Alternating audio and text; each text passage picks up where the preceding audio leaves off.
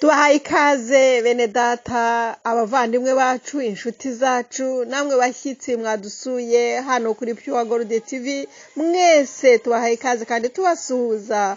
Uyu munsi wa none turabasuhuza mu izina rya Yesu Kristo umwami wacu, kandi tubashimira umwanya mufata wo kumva ibiganiro byacu twateguye by'amasengesho y'iminsi 7. Uyu munsi tugezeho ni umunsi wa gatanu. Kuri uyu munsi wo kuwa gatanu n'ubundi itariki ya munani ukwezi kwa 7 2022, ni umunsi tugezeho dufata amasengesho yo gusenga, cyane cyane dusabira abantu batarakizwa. Nicyo cyifuzo, nk'uko nabivuze hano kuri Pure Gold TV, dufite ikintu cyitwa inshingano twahamagariwe n'umwami wacu Yesu Kristo. Niyo mpamvu iyi televiziyo iriho hano kuri YouTube, kugira ngo tubwirize abantu ubutumwa bwiza. Niyo yaba umwe uri bubwumve, uri bumenye ko Yesu akiza, akumva ko tumusengera, umurimo n'Uwiteka, uwo umuntu agakizwa agafashwa. Mu ijuru hari umunsi mukuru, hari abajya bafashwa rwose. Niyo mpamvu tutagomba guceceka. We nanjye reka tuvuge, tubwirize ubutumwa bwiza. Niba ufite iyo nshingano, twe guceceka. Niyo mpamvu nkunda kuvuga nti, niba Imana yaraguhamagaye, vuga mu buryo bwose. Niba udashoboye kuvuga, imbuto zikwiriye abihannye zizivugira, nibura hagira umuntu n'umwe ukizwa. Niyo mpamvu uyu munsi wo kuwa gatanu dukomeje amasengesho yo kwimbitsa, ni ukuvuga turakomeza gushyiramo umuriro, twenyegeza kugira ngo hagire umuntu wakizwa. Mwene data turi kumwe uyu munsi wa none, nongeye gushimira umwanya wawe ufata, kandi Imana nayo iragushima, kandi Imana nayo hari ikintu izaguhemba mu ijuru. Ngo ntabwo dukora gusa dukorera ubusa. Ni ukuri Imana yaduhamagaye nyuma yo gucyura ikivi. Come on, nyuma yo gucyura ikivi tuzahembwa. Amakamba arahari, ntabwo ari ukuvuga ngo ndakora nzahembwe. Turakora kuko ari inshingano, kandi twubaha umwami wacu Yesu Kristo. Ariko hari ibihembo, hari amakamba. Nyuma ya hano uko dukora umurimo w'Imana tuzahembwa. kandi naho turi abavuga butumwa, oh haleluya, usanga ko tunezerewe, dufite amahoro. Iyo ubuvuga ubikuye ku mutima, iyo uvuga ijambo ry'Imana koko rikurimo, ni ukuvuga ngo Imana nayo irakugororeraho hano ku isi, iguha amahoro, iguha umunezero, iguha ibyishimo, iguha kunesha, iragukomeza. Ijambo ryawe uvuga rikugiraho ingaruka nziza, ukumva ko ufite imbaraga zidasanzwe, kandi ukagira n'umugisha w'Imana. Imana ikugirire neza uyu munsi wa none. Rero uyu munsi wa gatanu tugezeho gusenga, tugiye kwifashisha ijambo ry'Imana. Ijambo ry'Imana dusanga mu gitabo cy'Abaheburayo, igice cya 11 ku murongo wa 11. Reka dusome mwene data. Abaheburayo igice ni 11 ku murongo wa 11. Nta magambo tugiye kurebera hamwe yerekeranye no kwizera.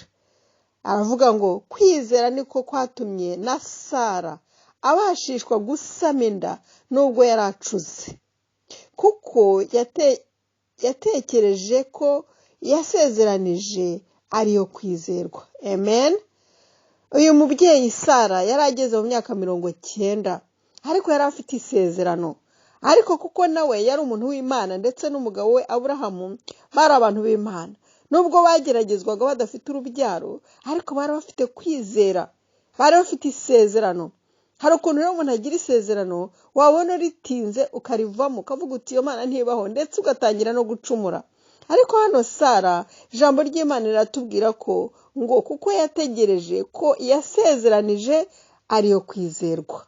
Yari afite isezerano ko Imana izabaha umwana, noneho arakomeza arizera, arayizera, avuga ati Imana ntabwo izampemukira, niyo kwizerwa, reka nkomeze nyizere. Sara agera mu zabukuru, arenze imyaka 50, 60, 70, ageza 80, 90, akize ati yasezeranije, niba ariyo yavuze, ndakomeza nyizere.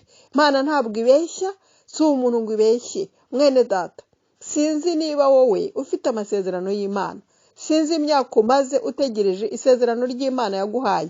Icyo Imana yavuze tegereza kizasohora, kandi igihe kizasohorera naho waba ufite imyaka 90, bizaza, iryo sezerano rizasohora ari ryo guhesha Imana icyubahiro, ari ryo kugira ngo rifashe benshi cyane bazumva ubuhamya bwawe. Niyo mpamvu natwe uyu munsi wa none turimo gufashwa n'ubuhamya bwa Sara, wakomeje kuguma ku isezerano, agakomeza agategereza kugeza igihe yavuze ati wasezeranijwe, wadusezeranije, waduhaye iri sezerano n'Uwiteka n'uwo kwizerwa.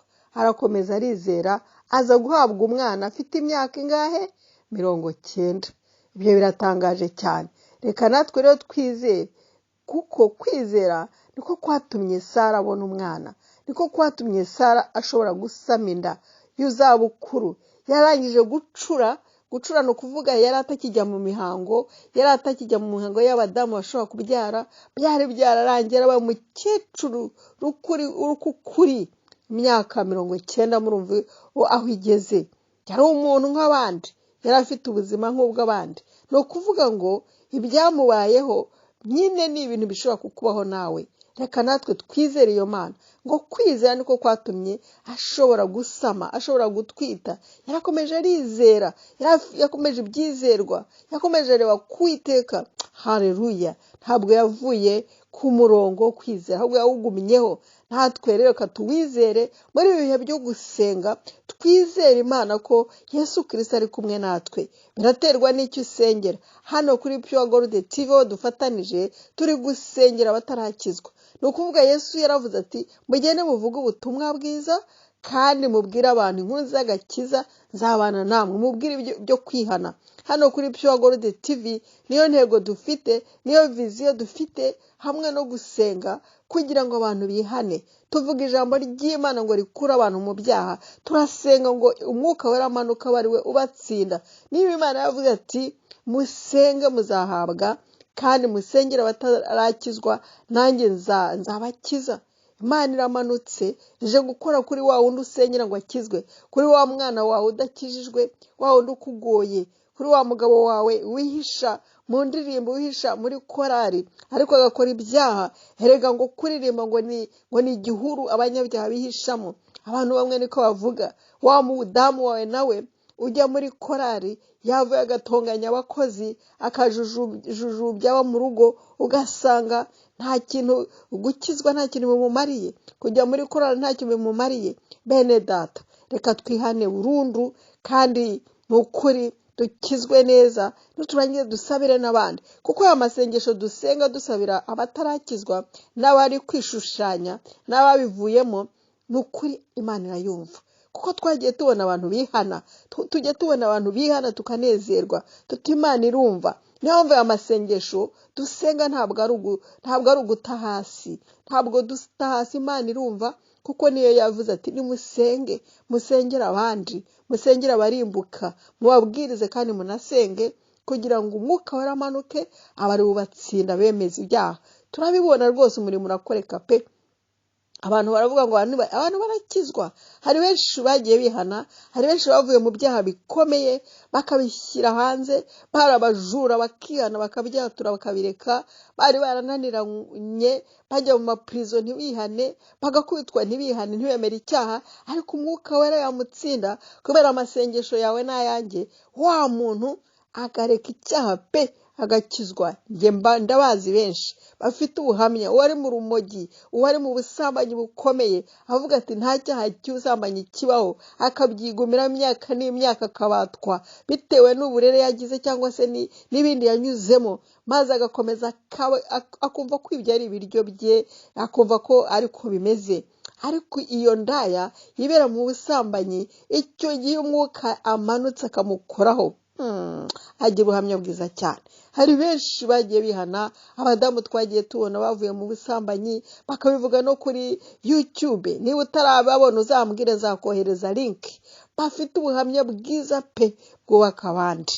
Nta soni bitera iyo umwuka wera amaze kugukubita, amaze kugukoraho, amaze kugutsinda, uravuga. Nuko mwene data, reka ne kukurondogorera, nagira ngo nkwibutse ko kubera kwizera kwawe no kwizera kwanjye ibitangaza birakoreka. Abantu barihana, amasengesho urimo gusenga niwizera arakwereka arakora ibintu nakwita impossible. Ibyo tubona n'amaso yacu bidashoboka birahita bishoboka kubera gusenga wizeye ngo yasezeranije mu mbabarire yadusezeranije yaduhaye amasezerano niyo kwizerwa. Reka tuyizere ijambo Imana yavuze, nawe yaba yarikubwiye uri umwana muto ukaba ugejeje iki gihe wenda ufite imyaka 50 40 utararibona, komeza wihangane mera nka Sara uzageza muri 90 isezerano risohore.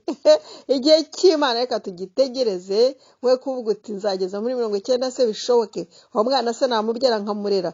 Imana igihe izaguhera umwana, Imana igihe izaguhera akazi, Imana igihe izakiriza wa wundi wawe usengeye imyaka n'imyaka utarihana. Imana irabizi, wowe nanjye dufite ibyifuzo, ariko reka twizere kandi yayindi yasezeranije ntabwo ibeshye. Amen. Imana ikugirire neza mwene data, ukomeze ugire ibihe byiza. Tugiye gufata umwanya wo gusenga, usengera ibyawe nanjye ndasengera ibyanjye, ariko muri rusange aya minsi 7 twayifashe dusengera abatarakizwa, ngo bakizwe, dusengera umurimo w'Imana kandi dusaba n'Umwuka Wera kugira ngo Umwuka Wera azatwuzure tubashe kuvuga ubutumwa bwiza. Inshingano twahawe kwamaza inkuru nziza y'agakiza tuyivuge twuzuye Umwuka Wera kugira ngo abantu benshi bihane. Kuko wibuke ngo igihe Petero yari amaze kuzura Umwuka Wera, ijambo ry'Imana turayibona mu byakozwe n'intumwa ibice 2 uzabisome, ngo maze Petero arahaguruka yuzuye Umwuka Wera, abantu 3,000 uwo munsi biyongera kubakijijwe. Ntabwo ari imbaraga z'Umwuka Wera. Niyo mpamvu hano kuri Pure Gold TV twafashe iminsi 7 yo gusaba ngo Imana itwuzuze Umwuka Wera, ikuze Umwuka Wera we dufatanije, maze abantu bihane, Umwuka Wera yivugire, twasame maze Umwuka yuzuza akanwa kacu. Amen.